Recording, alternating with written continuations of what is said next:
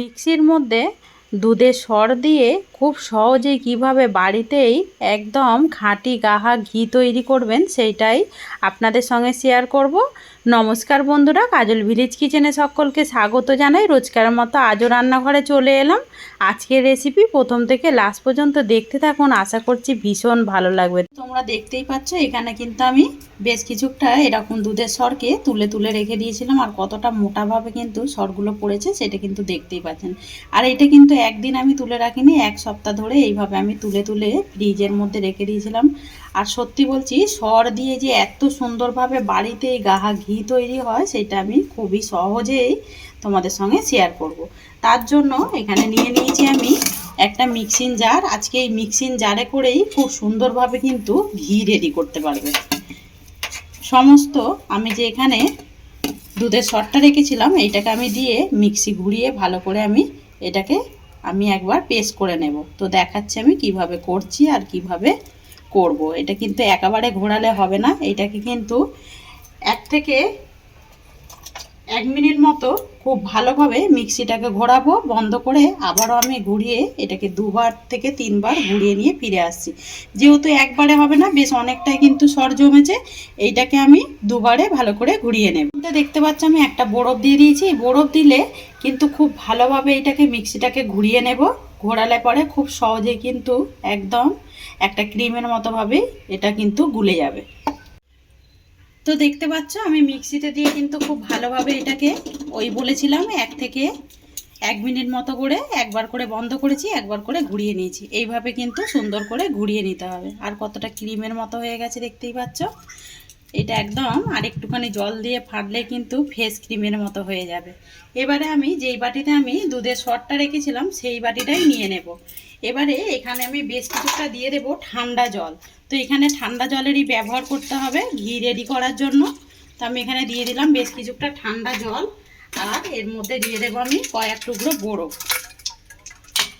তো আমি আবারও কিন্তু বরফ দিয়ে দিলাম। এবারে এখানে যেই আমি খুব ভালো করে দুধের সরটাকে মিক্সিতে দিয়ে ফেটে রেখেছিলাম এটাকে আমি দিয়ে দেব। আর যাদের কাছে এরকম মিক্সি না থাকবে তারা কিন্তু এটাকে বোতলের মধ্যে করেও দিয়ে যদি একটু ভালো করে ঝাঁকিয়ে নাও তাতে করেও কিন্তু এইভাবে একদম মিহিভাবে হয়ে যাবে। আর যদি তাও না হয়, এরকম ঠান্ডা জলের মধ্যে দিয়ে খুব ভালোভাবে কিন্তু এটাকে ধুয়ে নেবে। 2 থেকে 3বার ধরে কিন্তু ধুতে হবে, ধুলে পরেই কিন্তু এটা এইভাবেও কিন্তু হবে। সমস্তটাই কিন্তু আমি এই ঠান্ডা জলের মধ্যে দিয়ে দিলাম। এবারে এইভাবে খুব ভালো করে আমি এটাকে ধুয়ে নেব। আর দেখতে পাচ্ছ কিন্তু একদম দুধের যে সরটা একেবারে জলের সঙ্গে কিন্তু ভেসে যাচ্ছে। এর মধ্যে কিন্তু দেখতে পাচ্ছ সাদা একটা দুধের মতো হয়ে যাচ্ছে। এইটা কিন্তু একদম ফেলবে না, এটা দিয়েও কিন্তু আবারও ভালো করে গরম করে একটু যদি তোমরা ভিনিগার দিয়ে দাও আবারও কিন্তু এটা দুধের সর একদম আপনি থেকে ছানা বের করে নিতে পারবেন। দেখতে পাচ্ছ খুব ভালো করে আমি কিন্তু এইটাকে এইভাবে ধুয়ে নিলাম এই ঠান্ডা জলের মধ্যে। এখানে কিন্তু একেবারে কত ঘনভাবে কিন্তু দুধটা কিন্তু বেরিয়ে এসেছে। এবার আমি এখান থেকে জল থেকে ছেঁকে তুলে নিয়ে আবার আমি এটাকে ঠান্ডা জলের মধ্যে দিয়ে দেব। তো এখানে দেখতে পাচ্ছ আমি এখনও এখানে 2 টুকরো মতো বরফ রেখে দিয়েছি, এর মধ্যে দিয়ে দেব। দিয়ে আবারও এর উপর থেকে একটু ঠান্ডা জল দিয়ে ধুয়ে নেব। আমি ওই জন্যই বললাম এটাকে 2 থেকে 3বার এইভাবে কিন্তু ধুয়ে নিতে হবে। ধুয়ে নিলে দেখবে আর ঠান্ডা জলে দেবার কারণে এটা কত সুন্দরভাবে দলা পাকিয়ে যাচ্ছে, দেখতেই পাচ্ছ। এটা আমি 3বার ধরে জল পাল্টে বেশ ধুয়ে নিলাম।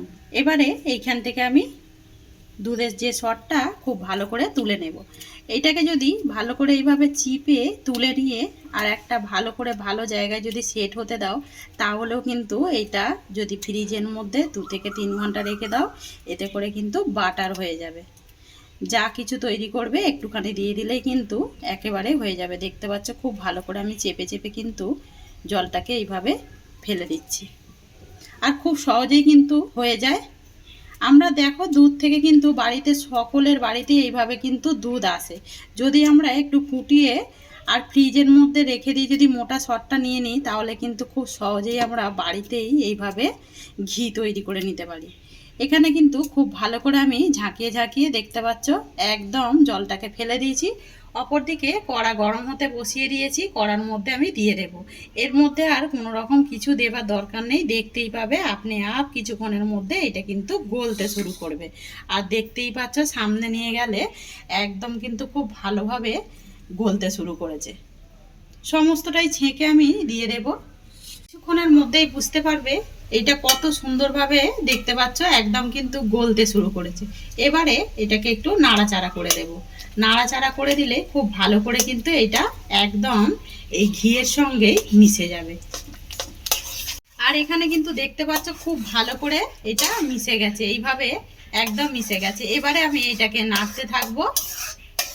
তো নাড়তে নাড়তেই এটা কিন্তু আমি কিছুক্ষণের মধ্যেই দেখাচ্ছি।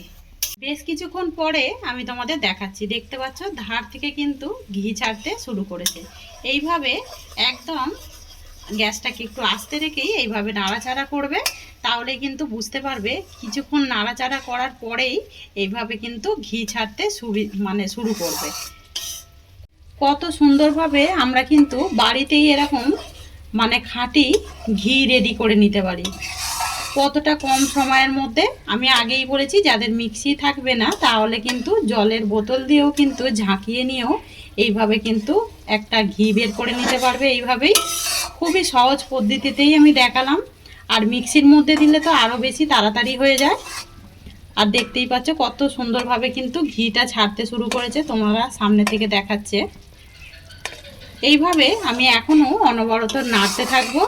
আর এইটা দুধের সরটা আমি আগেই বলেছি ওইভাবে যদি ভালোভাবে ফুটিয়ে যদি ফ্রিজের মধ্যে রেখে দাও দেখতে পাবে মোটা লেয়ারযুক্ত একদম কিন্তু দুধের সর পড়ে।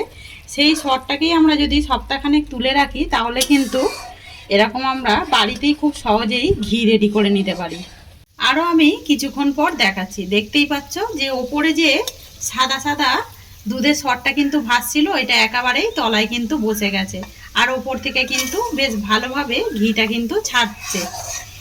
এইভাবে যদি তোমরা নাবিয়ে নাও তাহলে কিন্তু তাড়াতাড়ি খেয়ে দিতে হবে। আর এইটা যদি একটু কালার রং করো একটু বেশিক্ষণ ধরে সময় ধরে নাড়াচাড়া করো তাহলে একটু লাল রং হলে পরে এই ঘিটা অনেক দিন পর্যন্ত কিন্তু রেখে দিতে পারবে। তো আমি যেহেতু অনেকটাই ঘি বেরিয়েছে এটা তার একদিনের বা এক সপ্তাহে এক মাসে খাওয়া যাবে না, এটা কিন্তু বেশ অনেক দিনই হয়ে যাবে। তো এবারে এটাকে আমি আরও একটু জাল দিয়ে নেব। আমি গ্যাসটাকে অফ করে দিলাম। আর এইখানে দেখতে পাচ্ছ সুন্দরভাবে কিন্তু একটা ঘি বেরিয়ে এসেছে। এবার আমি হাতা দিয়ে এটাকে তুলে নেব ঘিটাকে।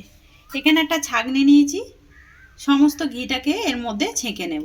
আর কত সুন্দরভাবে দেখতেই পাচ্ছ ঘিটা কিন্তু বেশ ভালোভাবেই জমেছে। আমরা যদি বাড়িতে থাকা কিছু দুধের সর এইভাবে তুলে যদি খাঁটি ঘি রেডি করি তাহলে কিন্তু বেশ দারুণ হয়। এর মধ্যে কোনো রকম কিছু পাইলও নেই, আমরা খুব সহজেই দেখুন বাড়িতেই কিন্তু ঘি রেডি করে নিলাম।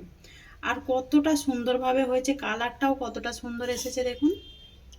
সামান্য দুধের সর তুলে রাখলে এত সুন্দর আমরা বাড়িতেই কিন্তু কোনো খাটুনি ঝামেলা না করেই এইভাবে কিন্তু আমরা ঘি রেডি করে নিতে পারি।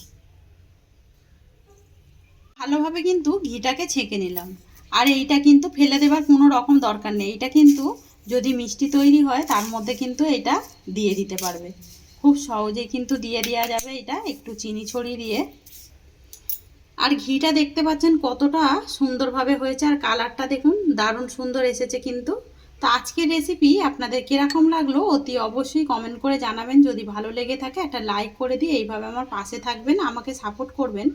আমার এরকম নিত্য নতুন রান্নার জন্য পাশে থাকা বেল আইকনটি প্রেস করবেন। সবাই ভালো থাকবেন, সুস্থ থাকবেন, ধন্যবাদ। আবারও কোনো নতুন রেসিপি নিয়ে ফিরে আসবো। আজকের মতো এই পর্যন্ত।